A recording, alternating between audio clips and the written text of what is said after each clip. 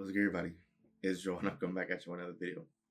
So, for this video, I want to talk about the importance of embracing being spontaneous, right? Or spontaneity, I think is the word for it. Um, just want to embrace doing things like if any detours happen in life or just anything comes up unexpectedly, right?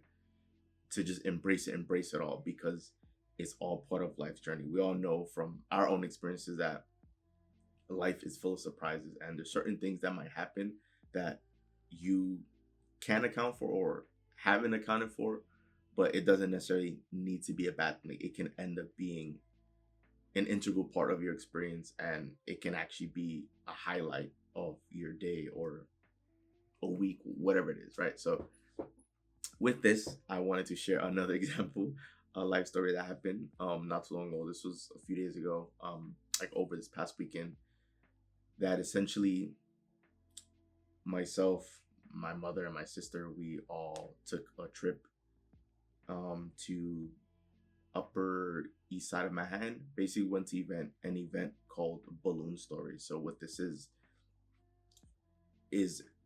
I don't necessarily say a museum, but basically it was sort of like you purchase a ticket and you could do like a tour around all of these structures that were created completely and entirely out of balloons. So pretty much everything in the building was made of balloons. Like they had Statue of Liberty, they had polar bears, octopuses or octopi. I think that's how it, or octopus if that's plural.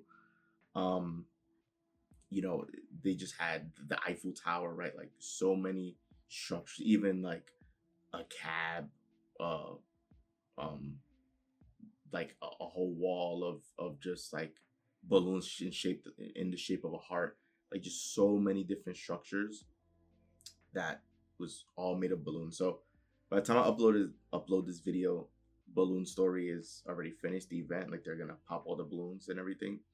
But if you were to look online, I don't know if it happens in any other city or if it's just only a New York thing. But Balloon Story has, been open for about I would say at least a month or so. And so we did that tour and that was what we had planned to do, just that tour and to get food. So after we finished in that event, and this all happened in the Upper East Side of Manhattan, um, we were still in that area. So at this point, it was lunchtime. So there was a food truck that I found on Google Maps, a food truck that looked really good. So I wanted us to walk from wherever that event, the building from where that event took place to the food truck.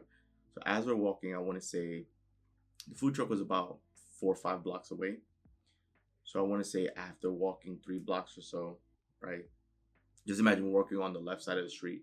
And so as I'm walking, as I'm getting close to the corner, I look to my left and I see there's a big building.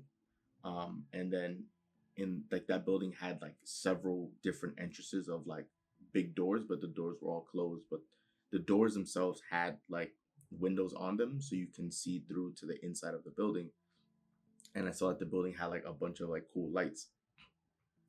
I didn't think anything of it because we were in the Upper East Side and you know where we don't really venture off there often because we don't live there. We've never lived there and we don't really know anyone there. And as far as if you guys aren't familiar with like the Upper East Side, the area that we were in is almost entirely residential. Like we were on Park Ave. So for those who never been to Park Ave is one of the more residential streets that go through Manhattan. There's definitely a lot of apartment buildings going straight down. So we walked by and I didn't think anything of it, right? So pretty much when I get to the corner, I hear my mom yelling out my name, like she's calling out my name.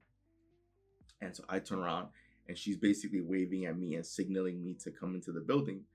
And so the whole time I'm like face palming. I'm like, yo, ma, like this woman better not get me in trouble because, I walked by the building and I noticed the lights, but the doors were closed. So of course I'm not just gonna like start opening the doors and try to like make my way into a random building that I didn't know what it was, and I'm just not gonna do that, right? So the whole time I'm like a little embarrassed because I think like I'm about to get in trouble somehow, some way because my mom is, being mischievous. But funny enough, my mom and sister go in, and then I go in as well, and then I see one of these staff members there, dressed head to toe in their uniform.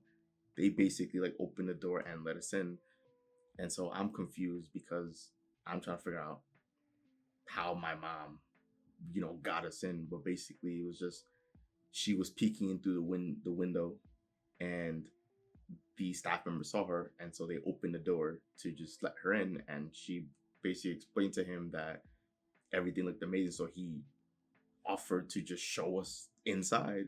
And and of course, obviously, this was not part of the plan. This was all unexpected. So I walk in, and it's literally like jaw dropping, just how big and spacious this essentially this event hall is. And I'll post a photo for you guys here so you can see what it looks like. But the address of the place is 583 Park Avenue. So you can, of course, look it up on Google and on Google Maps and everything and see more photos. Not just, the one that I'm going to show you here, but that event hall was just amazing. It had like two levels. Most of the people are on the ground level, but it had like sort of like a balcony level, like a second floor was like on the outskirts. And it was like a spacious event hall. And of course, being on Park Avenue and like 63rd, like 60 something street, right? You're of course in the heart of New York City. You're literally just 2 blocks or one street away from Central Park. Like it's prime location, prime real estate, everything. And while we were talking to a staff member, he was explaining to us that, this event hall from time to time gets rented out from like for big corporations like MSNBC. They might have an event with like its employees, or like there might be fancy dinners. And he was explaining that, presidential candidates have done events here, like dinners, fundraisers, you have wedding receptions, anything you could think of. And so of course we were just amazed. We were looking around. The venue hall. It was empty. Like it just had like the bars on the left and right, the big screen and everything. But the staff member was explaining to us that he doesn't fully know the prices of, renting out this event, but he says as far as he's aware, like some of the most bare minimum pricing that he's heard of is anywhere from like $90,000 to $100,000 just to rent out the place for a few hours. And so of course me and my mom looked at each other and started laughing because it's insane just thinking about that, like putting down that money for just for a few hours. Now, granted, I understand that some people may have events where they'll do a super fancy dinner, and then that mission is probably a couple $100, because if the venue could fit anywhere from like 900 to 1,000 people, then obviously like that event could be covered if there's like a fee per person, right? But it was just funny to think about that, because I'm like, it completely opened your mind up to like the possibilities that an event hall like this exists here. And you've had so many large corporations or celebrities that would host events like this. And so for me, it put a smile on my face, because I'm just thinking, maybe one day if I have some spare change, just 90, 100,000, just laying somewhere, and I just feel like throwing a party, just doing a little event for a couple hours, then I might, just do something here, just if I ever have some like pocket change just lying around, I might do something here. No, but it put a smile on my face, honestly, because it's just all part of dream building. Same with the last video that I posted, right? The joy of dream building. That was one of those moments where you see that, and you experience it, even though like the event hall is empty, right? You get to see the space, you get to see like what's possible in here. And of course, for a lot of people, for most people, right, 90,000 to 100,000 for an event for a few hours, right? Like that is extreme and just not in the realm of possibilities. But obviously that price tag exists because that event hall is able to generate business. So That means it is possible for people to have that money, or corporations to have that money to be able to put down to host events like that. So in a case like that, the whole time I'm just smiling because I'm telling myself, why not me? Like, why can't I be in a position to do something like this in the future, right? Think about it. What's stopping it from happening? Nothing really, right? It's all possible. It's all, so it's just these little events of just embracing being spontaneous. Like, it can also lead to dream building. It can also lead to life lessons. It can also lead to moments that stand out, because for most people, they would be in awe, and then when they would hear the price tag, like, that whole idea or dream, if let's just say you wanted to host a wedding reception in this hall, because this hall has enough space and it's elegant and it's everything you've dreamed of, and this is what you want. For some people, when they hear the price tag, immediately that dream dies, and like, it's just no longer possible in their mind. But over the years, at least for me, I've been straying away from that, and I've been telling myself it is possible, right? I can afford it. I can make it happen. At some point, somehow, some way, it can be done. Why not me? And that's the same question I'll propose to you. Why not you? Why not you? Why can't you also do that? Why can't you also make that happen? If that's where you want to be, if that's the event you want to host, why can't it be you? Or even if it's not like an event, like, even if it's not you, like, being in an event like that or hosting an event like that, why can't it be you to own a venue like that, to be able to put on events like that and charge prices like that, right? And be able to run a successful business. Like, why not you, right? It seems so far out of the realm of possibilities if you come from humble beginnings and you haven't been in a situation like that, or your family, etc. But it's happening, so it's possible, and so that just means that it's all possible.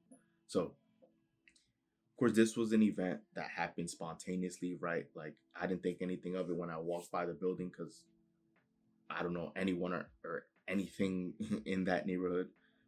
And to me, it was just a random building. Like, it didn't have a special name. It was just like an address, right? And I walked by because I didn't know what the building was. There was no signs or anything about it. It was, to me, it was just a building. But my mom somehow got in, and we got to see it and experience that, and that was just a great experience. Even though we were only in there for a few minutes, right? I did manage to just take photos, like take a little video, and that just helped open my mind up even more to the possibilities. So this is why you want to embrace being spontaneous, right? If different things come up unexpectedly, right? If you have planned a trip and then there's other components of the trip that come about, and it sounds fun, and it sounds exciting, just go ahead and do it, right? Like, you don't know what you'll get from it. You don't know what you'll learn from it, and it can end up being a highlight of your trip. So that's one moment that I wanted to share with you guys, something that just happened this past weekend, right? That showed how we were able to embrace being spontaneous, and it worked out, and you know it opened my mind up to more of what's actually possible to help me continue dream building. And I hope that this story also does the same for you. So once again, moral of the story: embrace being spontaneous, because sometimes it ends up being better than what you had actually planned, and you never know where it'll take you. So once again, this is Joel, and I'll see you guys for the next video.